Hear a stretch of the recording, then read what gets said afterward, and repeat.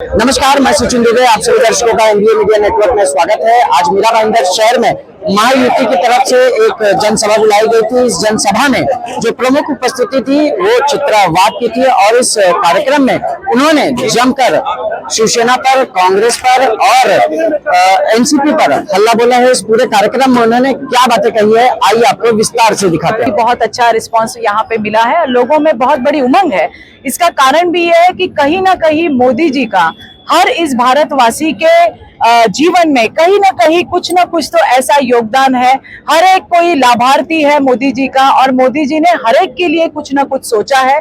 आज हम देख रहे हैं कि 80 करोड़ लोगों को जो गरीब कल्याण की योजना हमारी चल रही है केंद्र सरकार की, मोदी सरकार की, जिसे बहुत अच्छी तरह से लोगों ने सराहा है। और ऐसी बहुत सारी जिसके बारे में हम कह सकते हैं, आयुष्मान भारत योजना, 5 लाख का जो बीमा कवच मोदी जी ने दिया है, घर दिए हैं, पानी दिया है, बिजली दी है, जल जीवन मिशन महाराष्ट्र में बहुत बड़े पैमाने पे हो रहा है कि हर घर में जल होगा, हर घर में नल होगा, उसमें जल होगा। ऐसी बहुत सारी योजनाएं हैं जहां कहीं ना कहीं आम आदमी मोदी जी से जुड़ा हुआ है और तभी लोगों में बड़ा उत्साह है। हम जहां पे भी जाते हैं तो लोग हमें कहते हैं कि फिर एक बार मोदी सरकार, अब की बार 400 पार। ये जो नारे हैं ये लोगों के नारे हैं।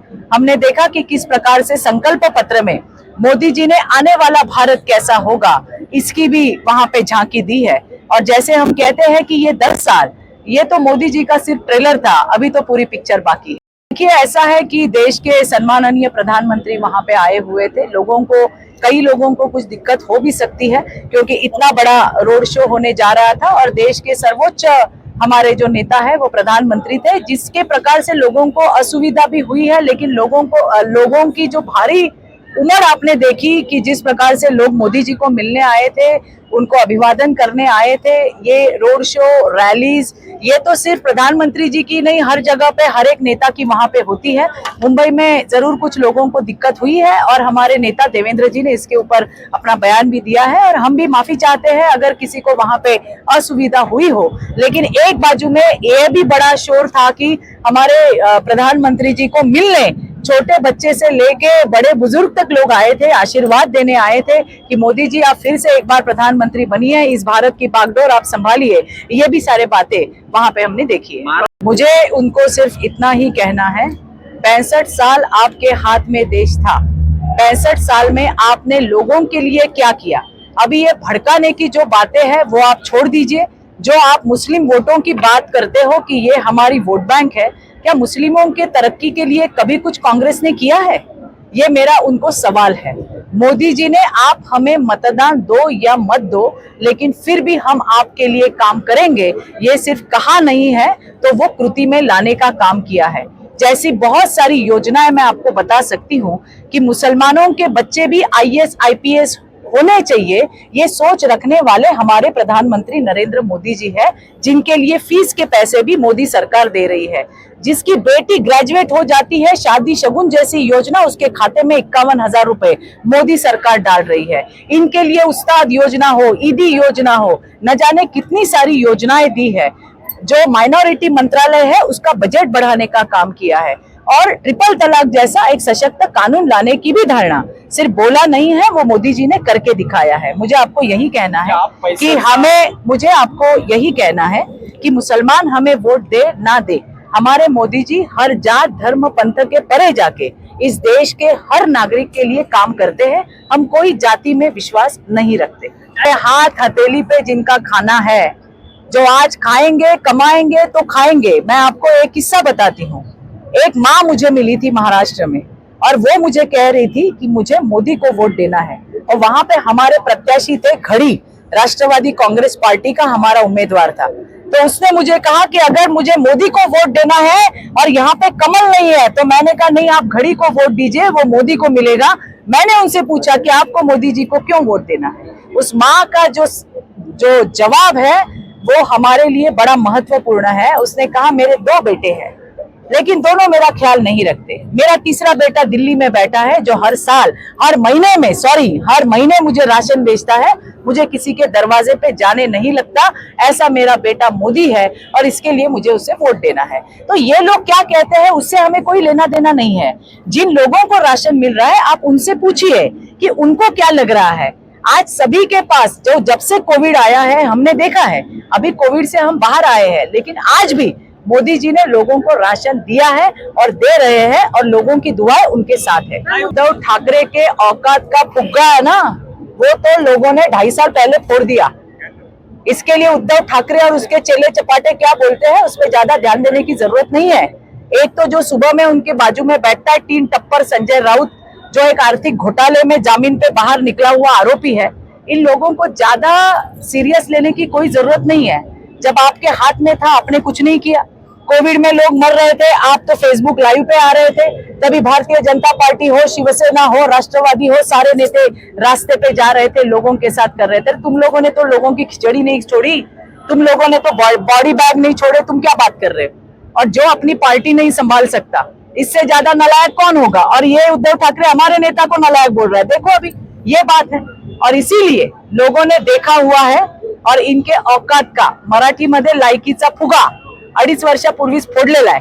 त्याच्यामुळे यांना काही फार सिरियस घेण्याची गरज नाही और इनके ऊपर थोड़ी ना कुछ है जी। ये मराठी बोल रहे हैं, मराठी लोगों के तो टाळूवरचं लोणी खातात। हमने देखा नहीं वो पत्राचाल का क्या घोटाला करके रखा हुआ है, वहां पे कौन है? मराठी लोग ही तो बैठे हैं ना। और आपने किया क्या? आप तो कांग्रेस के गोद में जाके बैठ गए, वो कांग्रेस जो हिंदुत्व की द्वेषी है। और आप कहते हैं, मैंने तो ऐसे भी देखा था, न्यूज आई थी नरेंद्र भाई, कि अभी जय भवानी हा शब्द वापरायचा नहीं, तो अभी वो क्या है जवाब, वो इलेक्शन कमीशन देगा। लेकिन मेरी जैसी कार्यकर्ता सोचती है कि भाई क्यों ऐसे बोला होगा, तो अभी वो कांग्रेस के गोद में जाके बैठे, हिंदुत्व से इनका क्या लेना देना। और कल हमने देखा, अरे एक मिनट, कल हमने ये भी देखा कि उनकी रैली में पाकिस्तान के झंडे दिख गए। अभी और क्या अधोगति बाकी रह गई? और इसके लिए कोई जरूरत नहीं है उद्धव ठाकरे क्या कहते हैं ये देखने की, ये देश की जनता क्या कहती है, महाराष्ट्र की जनता क्या कहती है, वो हमारे लिए ज्यादा मायने रखता है।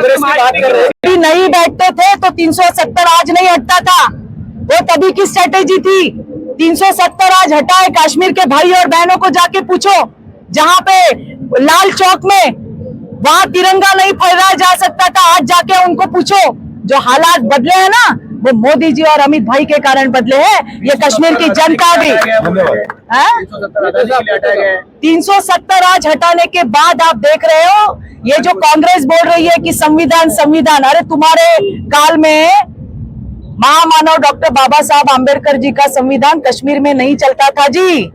ये तो मोदी जी है, उन्होंने कश्मीर से लेके कन्याकुमारी तक बाबा साहब का संविधान चालू कर दिया है। नाही मला माहित नाही किती सीट येतील, पण मी तुम्हाला इतकं नक्की सांगते, आमचं जे ठरलेलं आहे 48 आमच्या जागा आहेत महायुतीच्या, आम्हाला टार्गेट दिलेलं आहे। आमचे नेते देवेंद्रजी, आमचे नेते बावनकुळेजी, एकनाथराव शिंदे, अजितदादा या सगळ्या महायुतीच्या नेत्यांनी ठरवलंय 48 पैकी 45 जागा आपल्याला मोदीजींकडे पाठवायचे। मी तुम्हाला याच्यासाठी सांगितलं की मला सांगता येणार नाही, कदाचित 45 देऊ किंवा त्याच्यापेक्षा जास्त पण देऊ। त्याच्यामुळे मला तुम्हाला हे सांगायचंय की 45 तर आम्ही, आणि प्रत्येकाने काम केलंय, प्रत्येक पक्षाने काम केलंय।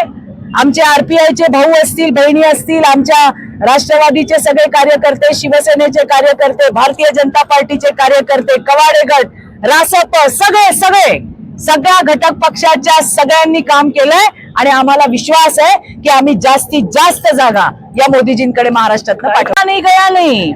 जिस प्रकार से फतवे निकाले हैं, ये फतवे महाविकास आघाड़ी ने निकाले हैं और इसके लिए मुझे दुख हुआ है। पहली बार महाराष्ट्र में हिंदू और मुस्लिम ऐसे अलग करने का पाप इन कांग्रेस वालों ने किया है, इन राष्ट्रवादी वालों ने किया है, और इन नकली शिवसेना, नकली राष्ट्रवादी और ये नकली ये जो कांग्रेस है जो अभी नीचे जा रही है, इन्होंने किया हुआ है। ये पाप उन्होंने किया है। हमने तो सभी के लिए काम किया है, हमने मुसलमानों के लिए भी काम किया है, हमने सिख के लिए काम किया है, हमने जैन के लिए काम किया है, हमने हर एक के लिए काम किया है। इस भारत में रहने वाले 140 भाई बहन हमारे हैं, ये सोच के हमने काम किया है। पर जिस तरीके से ये महाविकास आघाड़ी ने जो फतवे निकाले हैं कि मुसलमान भाई और बहनों को फिर से भड़काया गया कि महाविकास आघाड़ी के ही लोगों को आप ये अपना मतदान करो, इसलिए मुझे आज ये दोहराना पड़ा कि हमें आप मतदान नहीं दोगे तो भी काम हमने आपके लिए किया है और हमारे मोदी जी करते रहेंगे। कि जब देश में कसाब को फांसी देने का निर्णय हुआ तो 5 विधायक के 6 विधायकों ने लिखित रूप में पत्र लिखा, मिलेगा तो मैं आपको भेज दूंगा, जिसे हम हीरो कहते हैं, हमारी जो रक्षा करते हैं, ऐसे पुलिस अधिकारियों का जिस समय हत्या की गई, उनको शहीद किया गया और कई बेकसूर जानें ली गई उस कसाब के माध्यम से, और ऐसे लोगों का आप समर्थन कर रहे हैं तो ये कितनी बड़ी निंदा की बात है और शर्म की बात है। ये हम आपको आज ही या कल मैं आपको व्हाट्सएप पे भेज दूंगा, लिखित रूप में उन्होंने दिया है, कोई भाषण नहीं कहा है। और 5 विधायक थे, उसमें से एक हमारे स्थानिक विधायक थे। तो आपने देखा इस पूरे कार्यक्रम में चित्रा वाघ और बाकी भारतीय जनता पार्टी या महायुति के जितने भी लोग थे इस मंच पर, उन्होंने किस तरीके की बात कही। साथ ही साथ चित्रा वाघ ने कह दिया है कि आने वाली 20 तारीख को जनता जो है अपने मतों के माध्यम से इन लोगों को जो है वो सबक सिखाएगी और 4 तारीख को इस देश के एक बार फिर से प्रधानमंत्री नरेंद्र मोदी को बनाएगी। लेकिन अब आने वाली बात यह है कि 4 तारीख को देश का प्रधानमंत्री कौन बनेगा, ये देखने वाली बात है। इसी तरह की तमाम खबरों के लिए बने रहे एनबीए मीडिया नेटवर्क पर। अजय यादव के साथ मैं सचिन दुबे, धन्यवाद।